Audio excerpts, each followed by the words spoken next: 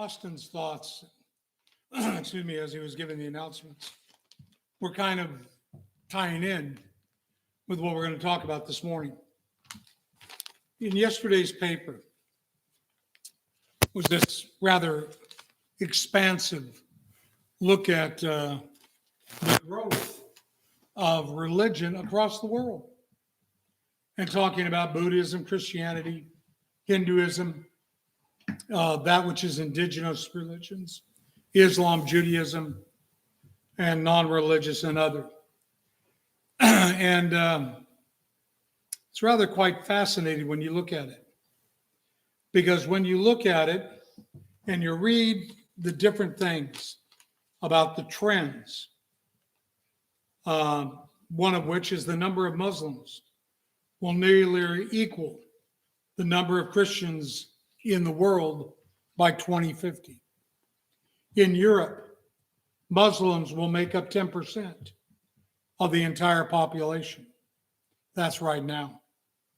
In the United States, Christians will decline from more than 3/4 of the population in 2010 to 2/3 by 2050. Judaism will no longer be the largest non-Christian religion. Muslims will be more numerous in the United States than people who identify as Jews on the basis of religion.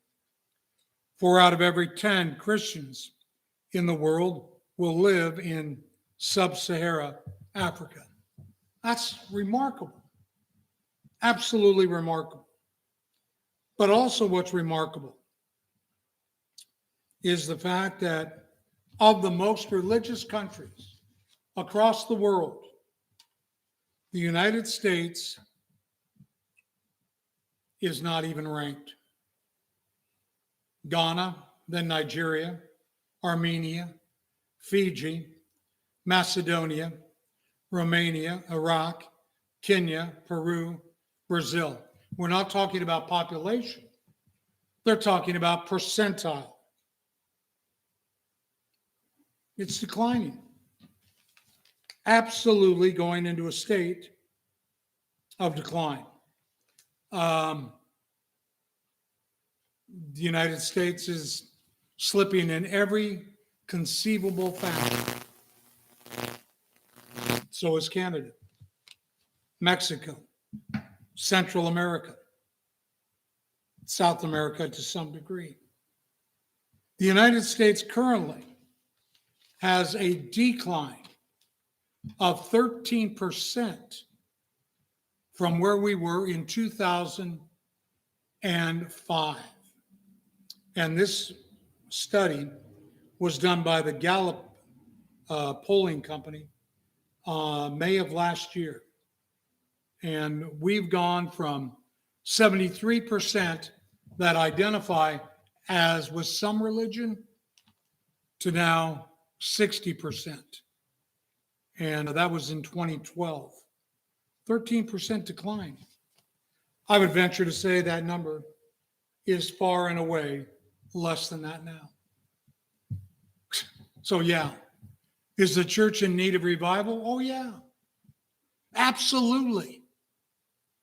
Because more and more individuals are simply saying, I've had it. I'm done. I don't need religion. I don't need God in my life. Some time ago, I was talking with the preacher, and he was talking to me about the fact he was quitting. And I said, well, you know, I understand that you may want to go and do something else, but preach on the side. He said, no, you don't understand what I'm saying. I'm quitting. And I go, what? Yeah, I'm leaving it all together. I'm tired of it. I've had to work. I've had to do all the various things. Why? Because people get fed up and frustrated. People come up short of the mark. I'm tired of dealing with people. And so I'm leaving. Not only am I quitting preaching, I'm quitting Christ. Only he said the church. I was the one who said, you're quitting Christ. And I can understand where he came from to a degree. Because when we started out the conversation about his quitting preaching, he was talking about the need, to be like Paul and make tents. And there was never enough money in the congregation where he was at. We always had this that needed to be done or that needed to be done. Always going around trying to scrape together 2 dimes was the way he phrased it.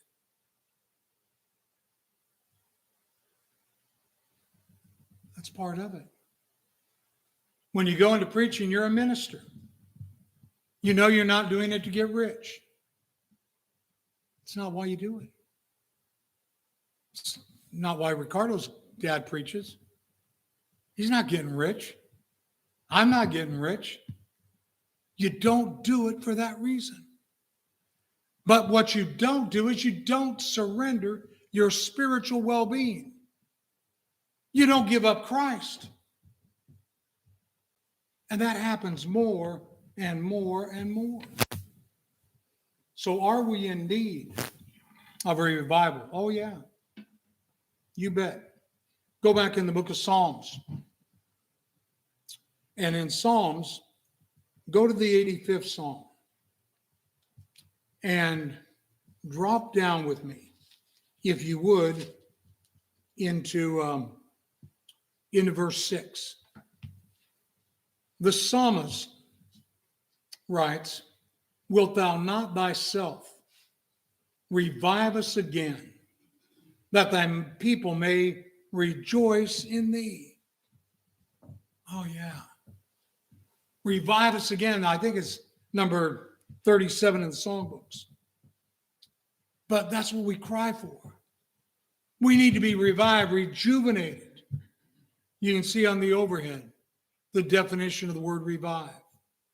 To restore, return to conscious or life. To recover from a state of neglect or disuse. To restore. That's what we want. I need to be revived. I need to be restored, brought back to life.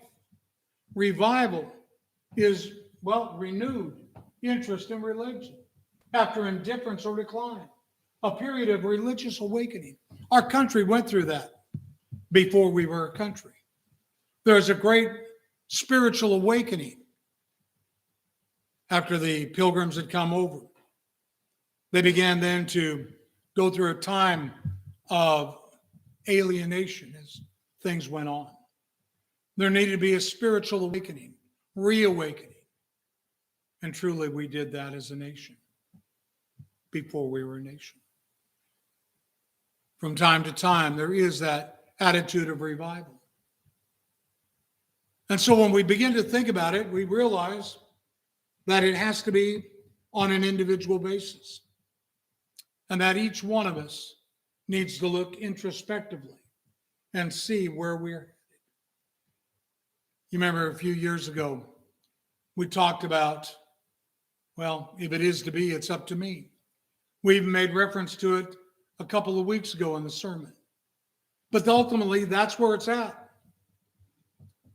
Now I beseech you, therefore, brethren, by the mercies of God, that you present your bodies a living sacrifice, wholly acceptable to God, which is your spiritual service of worship. Do not be conformed to the world, but be transformed by the renewing of your mind, that you may prove what the will of God is, that which is good, acceptable, and perfect. That you would prove. Prove what? That you've undergone a renewal of mind. A renewal of mind that says what? That I am willing to be a steward, to carry the message out, and to move from a concept of me to the recognition of we. Sounds so simple, but it is imperative that we do it. That each one of us have a renewed interest in doing the will of God and to awaken it. To awaken it. I mean, look around what we're faced with day after day after day. The rank secularization of society. You stand aghast. I was reading in the paper this morning about, well, about the stripping away of parental rights for children. That in Minnesota, before too long, there's a bill, and it's probably not going to pass, but the mere fact that it is a bill coming before their state legislature that would prohibit Christians from teaching school and Jews from teaching school, and anyone who has a religious belief that would go against the current quote unquote woke agenda. We can't have that. We can't have base morality being taught to our children. And so we're going to forbid people that would not acquiesce to what we're trying to teach. So if you don't think we're in need of revival, you haven't been paying attention. Because revival is definitely called for. The churches in the first century were constantly being challenged to go through a period of revival. You see on the overhead, 1 Thessalonians, the 5th chapter.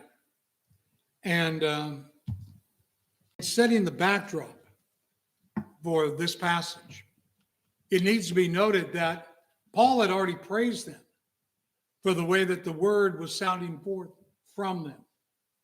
But now look what he says in chapter 5, verse 6 beginning. He writes, "So then let us not sleep as others do, but let us be alert and sober. For those who sleep do their sleeping at night. Those who get drunk at night. But since we are of the day, let us be sober, having put on the breastplate of faith and love, and as a helmet, the hope of salvation.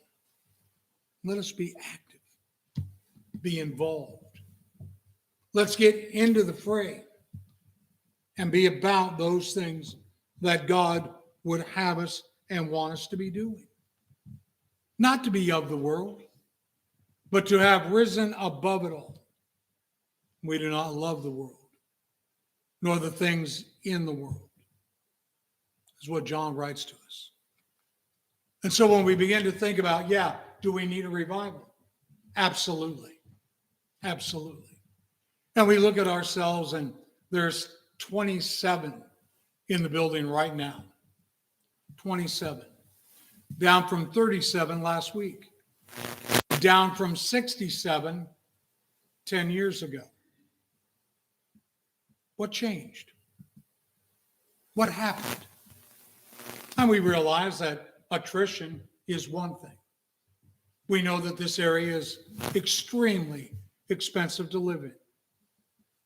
We know that people move because of jobs. We know that others moved away due to retirement and changes in life. We know that others moved away because they'd finished college. Others moved away because they want to raise family and they don't want to raise them here. All sorts of reasons. California is going through a dynamic change. We were gaining people coming in for years. Now they're leaving in droves. They're going to Texas, Tennessee, other places. They're going. But as Austin pointed out, there's a lot of people left here. 3 million in the valley, that's a lot. And when you stop and think of it, how many congregations of the Lord's people remain in the valley? And what's their size? And then you think about places like, Alabama. Alabama has churches everywhere. Mississippi, everywhere. Georgia. And the weird thing about it, we have more people in the valley than many states in the United States. We have more population than Montana, Wyoming, South Dakota, I believe, North Dakota. And you go, yeah, but who wants to live there? I realize it's great big wide open spaces there.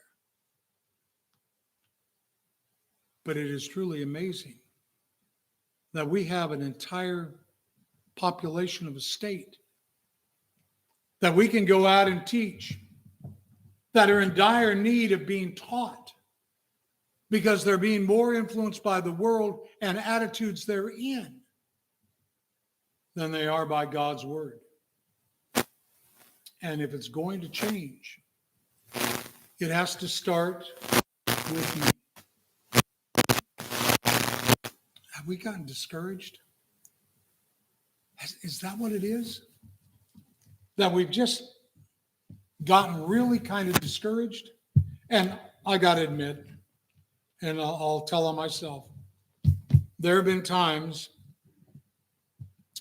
when I've gone to Linda and I said, you know, stick a fork in me, I'm done.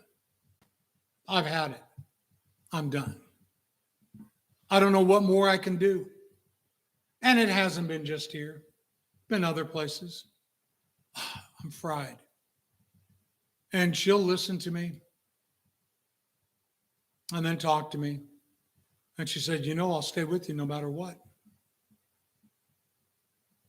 And after a little while, I'll think about it. And I'll come back and I'll go, you know what? I got my second wind. Let's get back to the work. And that's sometimes what we need. But sometimes we do get discouraged. Look back at the book of 1 Kings and chapter 18 and 19. Kind of are interesting dynamics. And chapter 18, I guess I can relate to. Because I got spoiled, to be honest with you. I really got spoiled when I lived in Las Vegas. We started with 25 people on a Sunday morning. And that's with, we had all three of our boys home. So there was 5. And there was another man who was not a member of the church.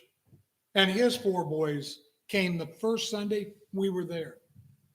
So that was 9 out of the 25. So it almost doubled one Sunday when we moved there. But when we left, there was 131. And here's how I got spoiled. Had one woman who was really blowing and going. She would come and say, you know, I can't teach classes, but I can get them for you. Will you teach them? I go, yeah. Yeah, I'll be glad to. At one time I was teaching 12 private Bible classes a week. I never got one, but I would teach them. She would be getting them, having them lined up. And not all of them obeyed the gospel, but some did. To the point that eventually we were at 131. We were able to square up the building. Cost us $20,000. We didn't have a lot of money, but we could do that. So we could seat the 131. Crowded in there. But that congregation has since torn down that building, paved over where the building was at for a parking lot, built a new building on the other piece of property that was there. And apparently is doing well. I'm spoiled. Because one person said, you know what, if it's to be, it's up to me. Once that started happening, it began to infect other people in the congregation so that others were having classes, which spawned a radio program. And the radio program went at nighttime, and it was on what's called a skip. So at night, you can change your sine waves. They can go further. And that radio program was being heard in Montana, Northern California, Arkansas, all over. And we'd have people write in and say, can we know more? And we would connect them with others. So that's why I got spoiled. Now, I want to be spoiled again. And in order to do that, I need your help. I'm willing to go out and try to get classes. I truly am. That's 1 Kings 18. Because Elijah was blowing and going. He was riding the crest. But look at chapter 19. No longer was he being spoiled. Because now Jezebel and Ahab set out to do him in. And he allowed discouragement to creep in. And he beat himself.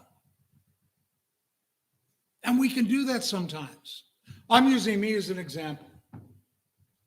I get discouraged. I'm human. But I thank God that I have not ever been as discouraged as Elijah. Fortunately, before I got that low, something or someone pulled me up. Because Elijah, he runs. He runs and hides. Look at, go down to verse 10. Verse 10, I have been very zealous for the Lord, the God of hosts. For the sons of Israel have forsaken thy covenant, torn down thine altars, killed thy prophets with the sword, and I alone am left. They seek my life to take it away. It's all on me. Well, I know I said if it is to be, it's up to me. But Elijah's saying, I'm the only one doing it. And what I'm saying is, you're not the only one doing it. But you have a role to play. And you need a mindset.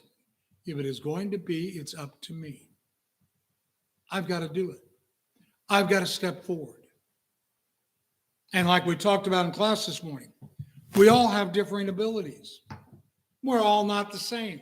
It was mentioned in the announcements that Austin said he was very gregarious and outgoing. Yeah, that's Austin. We have one Austin. We don't need two or three, but we do need others. And others to step forward. And I'm not saying Austin's a bad person. I'm just simply saying we got an Austin. We need others to step up and be who they need to be and be who they are and not try to be anyone else. As you would read further in the 18th chapter, you'd find that he kept going on lamenting, I alone am left. I have been. God then asked him, what are you doing here? Why are you here? And then God tells him, get up and get back into the fight. Strengthen yourself, dust yourself off, and move forward. So what you see in this chapter is that from weakness to strength, from discouragement to courage. Because God said, now, I want you to know something. It's not you alone. But there are others.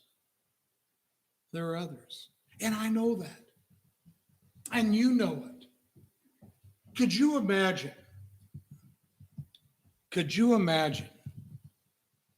hearing Christ as he's about to ascend to the right hand of the Father? You are to be my witnesses in Judea, Samaria, and even to the remotest parts of the earth. And you realize there's 11 of you. Judas has killed himself. Now you're told, falls on you 11 guys. Or even factor in the 120 that's mentioned later on in Acts 1st chapter. Y'all have to go out and evangelize the whole world.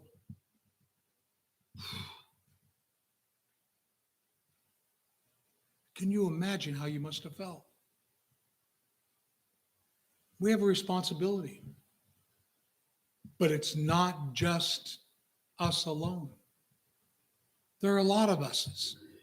There are a lot of me's that become we when we band together. We work as a cohesive whole. And there is nothing that can't be done. Look at Romans 15, chapter verse 1. Now we who are strong ought to bear the weaknesses of those without strength and not just please ourselves. Let each one of us please his neighbor for his good to his edification. One of the things that we can do and that we should be doing is we should be strengthening and building up one another, uplifting them, encouraging them, strengthening them, emboldening them.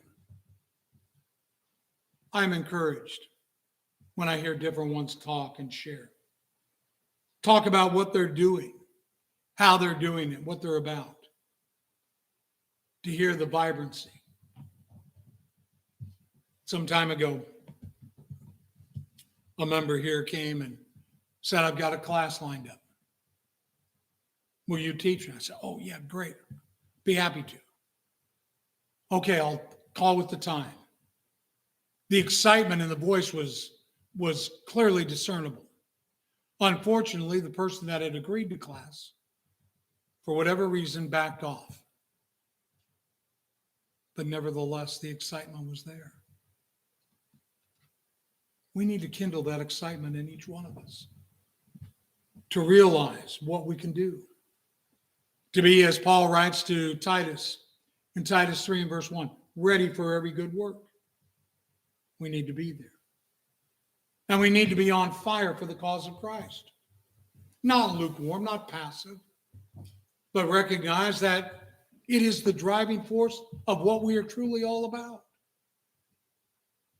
And so as we begin this new year, we're going to be talking about those things. It's not going to be the central thrust, but it is going to be tied in with our appreciation and understanding of who Christ is. And yes, we preach Jesus Christ and him crucified. Because as Paul writes in 1 Corinthians, that's the hope of the world. And most people have not heard him. Oh, they've heard his name used as a slang invective. But they've never heard of Jesus who is the Christ. They've never been confronted with his teaching. They think they have, but not. They've never been convicted of sin. For all of sin to fall short of the glory of God. That's what we've got to do.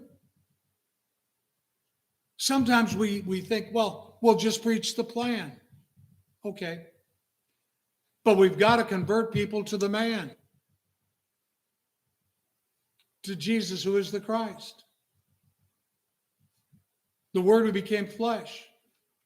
Dwelt among us, as Jacob, I think, rightly defines him. The God-man. We've got to talk to people about it. We've got to let them know that there is hope. But the hope is found only in Christ. And so that demands we take that message to them. Look at Habakkuk, the 3rd chapter and verse 2. Lord, I've heard the report about thee.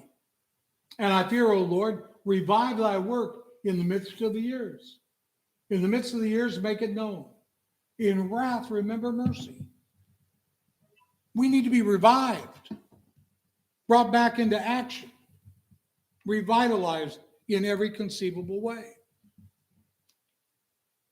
Now, somewhere along in this year, I'm going to preach a lesson on the Lord loves you.